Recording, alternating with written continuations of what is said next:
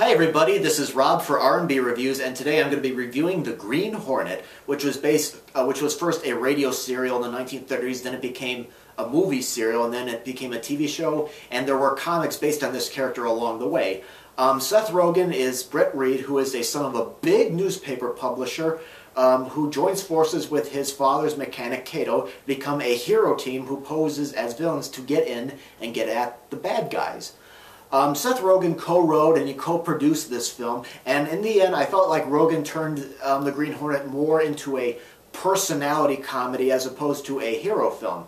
I think the problem with recent superhero movies is that a lot of them have a very dark backstory, like Batman and Spider-Man, where something drastic happens to them and they become these superheroes in order to, do justice. But I mean, here in this film, Brett's father does die, but it's like he and Cato are buddies, and they decide to join forces to fight crime after a drinking binge, and more on that.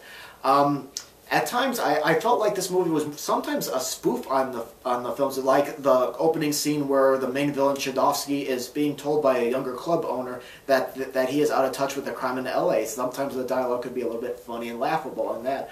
But I did find Rogan to be either too bland or too over the top at different times, and I think if somebody more serious had played that part, I think it would have been better. I mean, Rogan, I think he made the character just a little too arrogant, that sometimes it was just hard for me to root for him, especially after scenes where Cato builds all these stuff for them, and he ends up talking down to Cato in a lot of different scenes.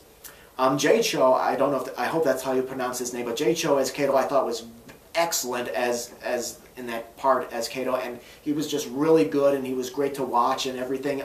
Christoph Waltz plays the villain in this part. He was from Inglourious Basterds. He does what he can with the part, but it's not really much of a role to begin with him. He doesn't really get to show off quite as much. The comedy and the action scenes I thought were definitely much better than the story and the characters.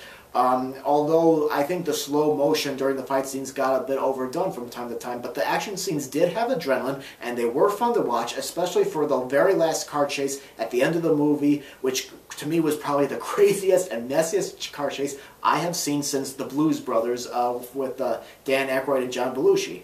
I did enjoy The Green Hornet a bit, but I felt like it should have been even more of a serious film. I mean, not dark like the newer Batman films, but more serious.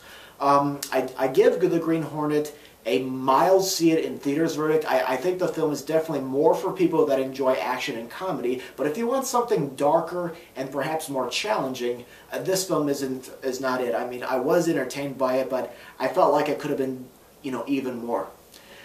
Alright, well that's my review of The Green Hornet. You guys know what to do. Leave your comments about the film or about this review, and I greatly appreciate your taking the time to watch this video. So thank you very much for watching, and hopefully we'll see you next time on R&B Reviews.